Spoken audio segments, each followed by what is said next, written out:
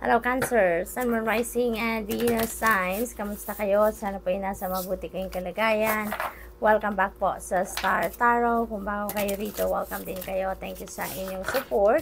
I truly appreciate it. God bless you all. Tignan natin ang mga mensahe ni Cancer. Pauna mensahe po ninyo. We have Six of Swords. Ayan. So, si Six of Swords energy, this is about facing a new chapter in your life. No? Ang iba sa inyo dito is going to walk away from something na hindi na nagsiserve ng inyong highest good kasi kung saan man kayo nang gagaling dito, parang nahirapan na kayo, no? Nahirapan na kayo emotionally, physically, and mentally. So, maaring matagal na ninyo itong pinagplanuhan, pinag-isipan na iwanan na kung ano man ang sitwasyon na to because it's somehow toxic na, no, para sa inyo. Pagod na kayo sa sitwasyon na to. Parang emotionally battered na, kumbaga, ang lagay ninyo dito sa sitwasyon na to, Cancer, no?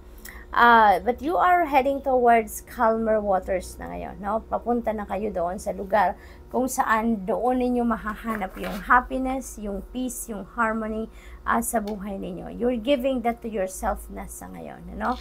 Kasi parang marirealize niyo dito na tama na, 'di ba? Ibigay ko na 'to sa sarili ko na ngayon deserve ko naman na maging masaya ako. Deserve ko naman na makahanap na ako ng peace, 'di ba? Sa loob niyo, sa isip niyo, kaya you're giving that to yourself. This could involve travel for some of you, Cancer. So maaring magta-travel kayo, magre-relocate kayo, maaring ganon.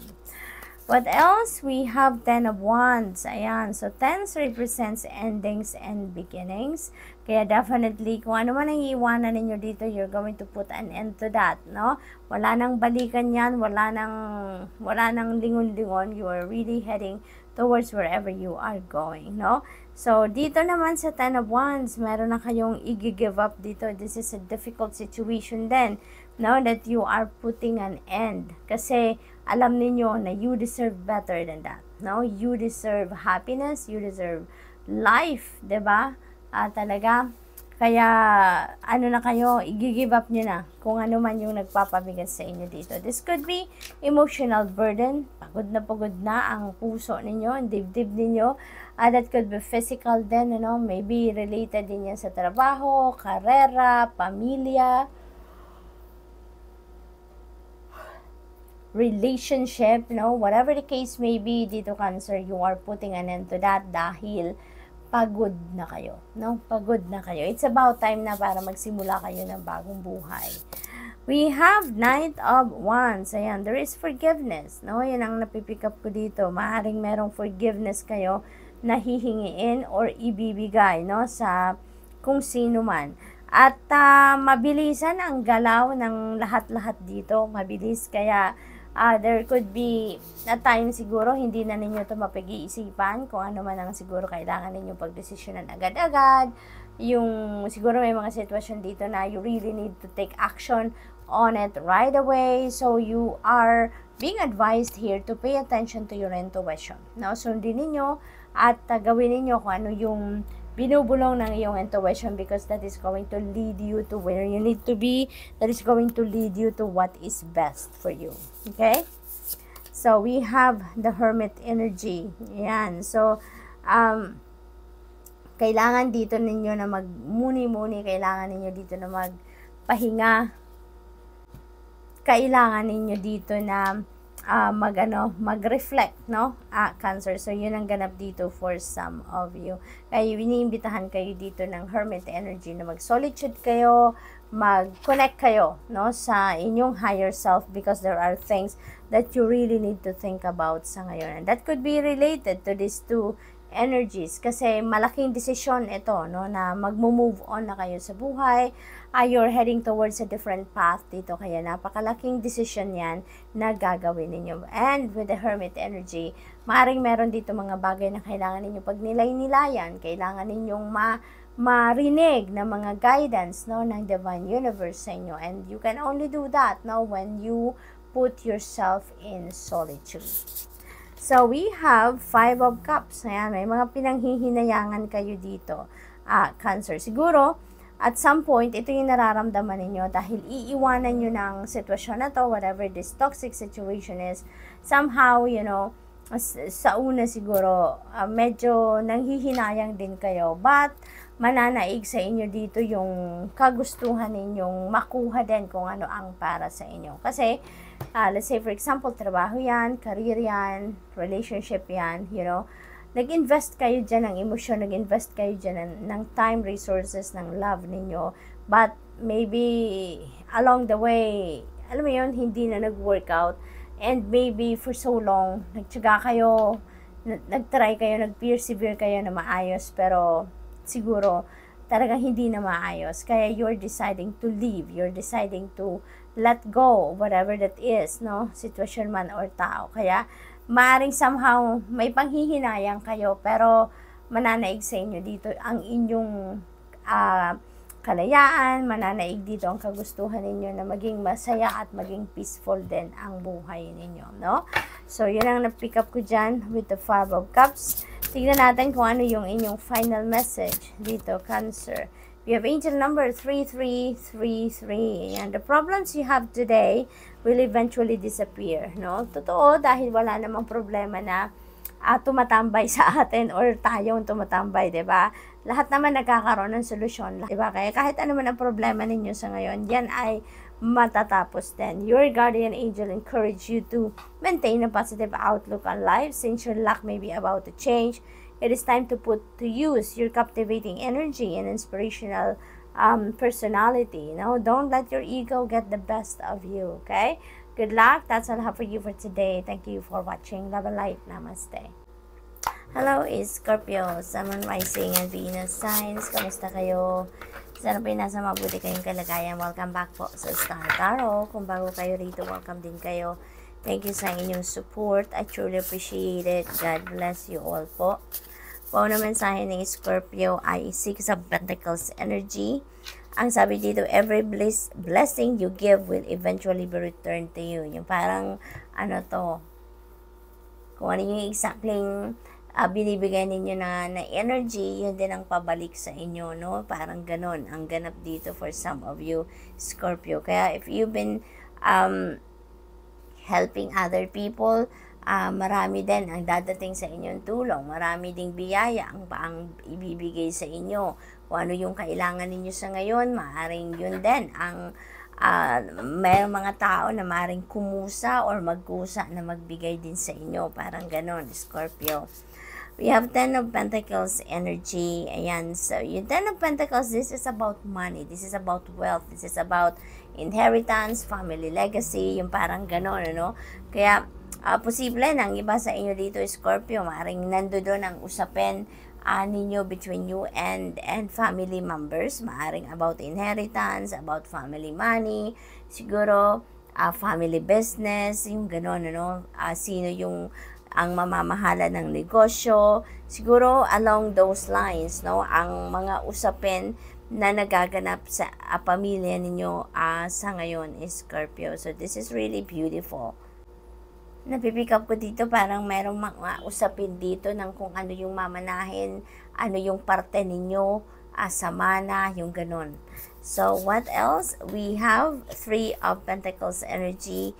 So, this is about teamwork, no? So, maybe may collaboration, na napapasukin ng iba sa inyo dito. Maaring meron kayong proyekto, or meron kayong trabaho, or special task, siguro sa trabaho na kailangan ninyo dito ng tulong ng iba, kailangan ninyo ng input or idea ng iba. Kaya kung yun ang kailangan ninyo ng makakatulong, ibibigay din sa inyo yan sa ngayon. If you are needing some help sa trabaho, maaaring pag-request nyo pa lang na kailangan ninyo ng tulong, or pag-request nyo pa lang ng kailangan ninyo ng suporta ng ibang tao, maaaring ibibigay agad sa inyo yan ng boss ninyo, no? Yung ganun. What else? We have the broom, and tidy up your life so you can make a space for something better, Scorpio. Kailangan ng mag-declutter ng buhay ninyo sa ngayon. Maaaring ang iba sa inyo dito, siguro nagmumuni-muni kayo, nagre-reflect kayo on what are the things that you don't need, what are the situation or even tao na alam ninyong hindi naman nagsaserve ng inyong highest good, hindi naman nagsusupport sa inyong soul's growth, maring yan ay tanggalin nyo na sa buhay ninyo sa ngayon. Kasi feeling ko nararamdaman din ninyo na kailangan nyo ng alisin ang iba't ibang bagay or tao sa buhay ninyo na alam naman ninyong parang clutter na lang din sa buhay ninyo. Hindi naman na nakakatulong sa inyo, bagkus nakakapagpabigat na lang din ang buhay ninyo. Kaya feeling ko dito, dumadaan kayo dito sa proseso ng reflection, ng contemplation. Kaya ma-figure out ninyo na may kailangan kayong gawing pagbabago sa buhay ninyo that is link naman sa, alam mo yun, yung pagbabawas or pag-aalis ng something or someone sa buhay ninyo. And when we are making room, no, sa buhay natin, when we are letting go of something or even someone sa buhay natin, we are sending the energy, no, we're sending the message sa universe niya na handa na tayo para sa bago. Handa na tayong mag-welcome ng bagong tao, bagong sitwasyon, bagong experiences sa buhay natin. And what else for Scorpio? We have 7 of Wands. Ayan. Ang iba sa inyo dito, Scorpio, siguro merong mga taong, alam mo yun, nagbabantay, no, sa inyo. Maaring may mga tao dito na naghihintay lang ng tamang pagkakataon para makapagsabi or makapaggawa ng kung anong bagay na makakapagsabotage sa inyo. May mga tao siguro dito na inggitero at inggitero sa paligid ninyo at naghihintay lang ng tamang pagkakataon, no, para panakit sa inyo, whether that is verbal, 'di ba, or alam mo yun, yung masasaktan yung inyong kalooban, yung ganon. Kasi parang nakikita ko dito siguro for some of you, Scorpio, siguro nasa position kayo na maganda, no? Magandang kalagayan, magandang sitwasyon ninyo, kaya maraming mata ang nakatingin sa inyo at maaring kung anong nararanasan ninyong ganda ng pakiramdam, ganda ng sitwasyon ninyo, buhay in general, maaring yun ang gusto nila then para sa kanila. Pero sa inyo nagmamanifest, sa inyo napupunta ang mga magagandang sitwasyon. Kaya maraming taong naiinggit sa inyo. So, tingnan natin kung ano pa ang ganap dito for Scorpio. Final message po ninyo ay angel number 2121. There is prosperity coming in. There is harmony. There is journey. May travel ang iba sa inyo dito. There is waiting. Maaring kung ano man ang hinihintay ninyo, maaring yan ang dumating sa inyo sa ngayon. The day you're waiting for will come. Yan na nga. Maintain discipline. You're getting closer to your end goal. There's no need to overextend yourself. No? Guard your energy to remain focused. It will pay off. It's a climb, not an elevator ride. Diba? Kaya kailangan talaga ng pagtrabahuan, pagsikapan. You need to exert extra effort talaga para marating ninyo ang tagumpay. So, good luck, Scorpio. And that's all I have for you for today. Thank you for watching. Love and light. Namaste. Hello Pisces, Sun, Moon, Rising, and Venus signs. Kamusta kayo? Sana po ay nasa mabuti kayong kalagayan. Welcome back po sa Star Tarot. Kung bago kayo rito, welcome din kayo. Thank you sa inyong support. I truly appreciate it. God bless you all po. Pisces, pauna mensahe ninyo ay Page of Pentacles energy. This is really a beautiful energy, Pisces, dahil magandang balita ang parating sa inyo. There could be opportunities dito na dadating na pagkakaperahan ninyo. No? This could be a new money path. This could be an opportunity for a new job, for a new career, for a new business venture. Yung ganon, maaari din na may mga loans dito na ina-apply or in-apply ang iba sa inyo dito na makaka-receive na kayo ngayon ng update or balita na approve na, yung mga ganon, ano?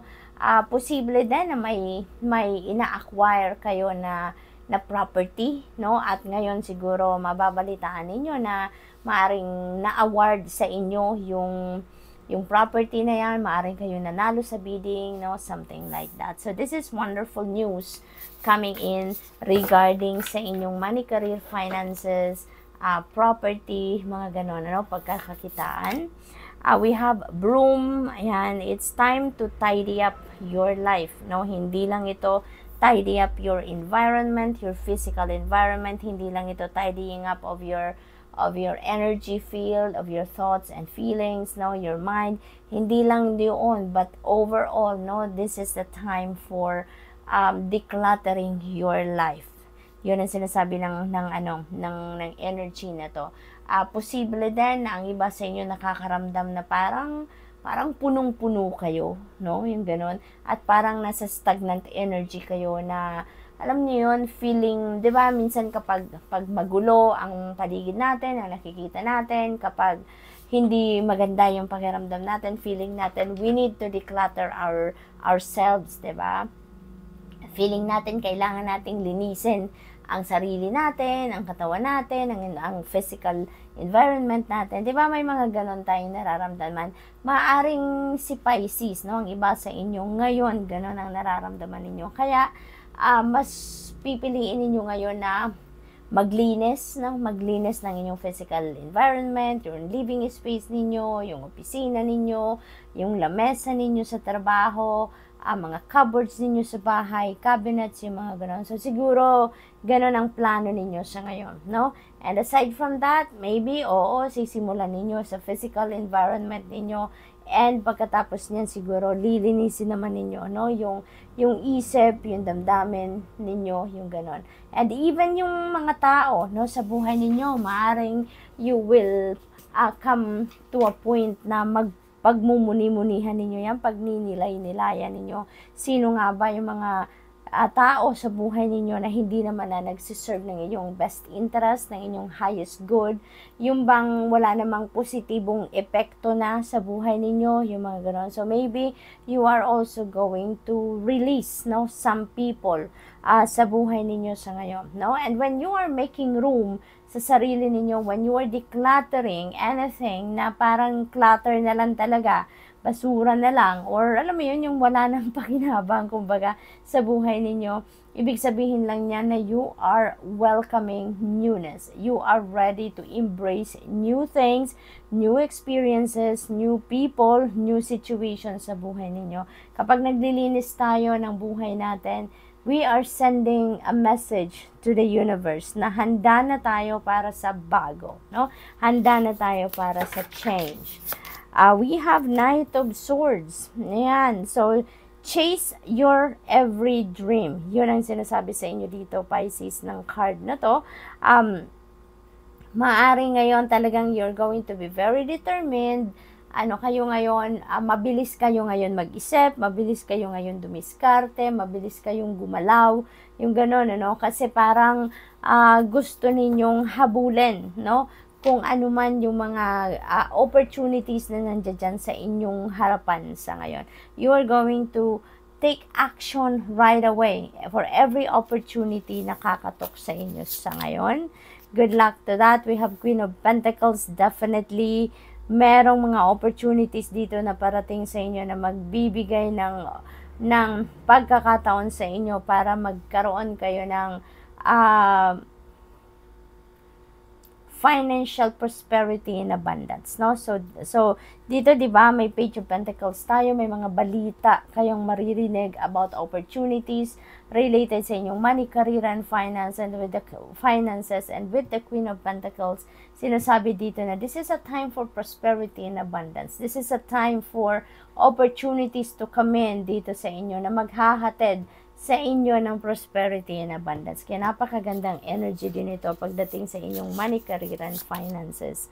King of Wands, ayan. So, you're really going for it. No? Kung ano man itong ina-envision ninyo for yourself, ano man yung dream ninyo, no? You are really going for it. Okay? Talagang walang makakapigil sa inyo sa ngayon. No one or nothing can get in your way.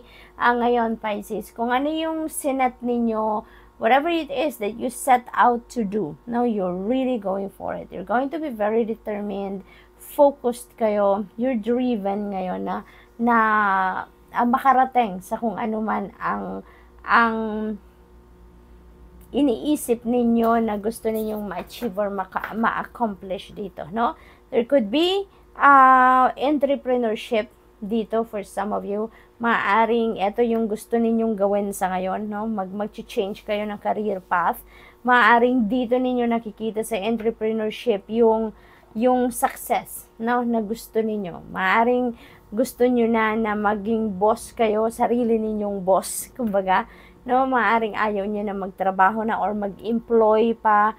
You know, you want to be your own boss so that you own your time, kumbaga, no? Sarili ninyong diskarte, 'di ba? Yung gano'n. So maybe merong career change dito ang iba sa inyo, Pisces. So good luck to that. I can see also dito for some of you naman, Pisces, maybe you are stepping into your purpose or your mission in life sa ngayon to be the beacon for others, to be an inspiration, to be the light, no, for other people. So parang yun din ang mission ninyo sa ngayon. Tinatawag kayo ngayon ng universe to step into your purpose, na maging ilaw, maging liwanag kayo ng maraming tao sa ngayon, no? So maybe you are born to be a leader talaga, Pisces, no? Yun ang ganap dito for some of you. Tignan natin kung ano ang final message ninyo, Pisces. We have angel number 2222 and feminine forces. Maring ang iba sa inyo dito, maraming babae, no? Ang literal na babae, siguro ang nasa paligid ninyo sa ngayon. They are very supportive of you. Nagpaparamdam sila nagpapakita ng pagmamahal sa iyo, support sa iyo, assistance sa inyo, yung gano'n, ano? Ang iba sa inyo, siguro, then dito, you are entering a new relationship, no? Yung gano'n.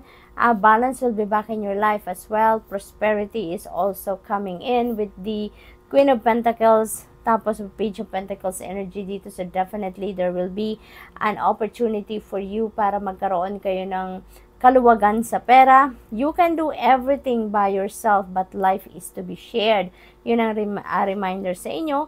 Partner up with the right spirit and you'll become a force. Honor commitments and people around. Don't judge and learn to listen. Okay? Ayan ang mga reminder sa inyo ng universe at this time. Good luck and that's all I have for you for today. Thank you for watching. Love and light. Namaste.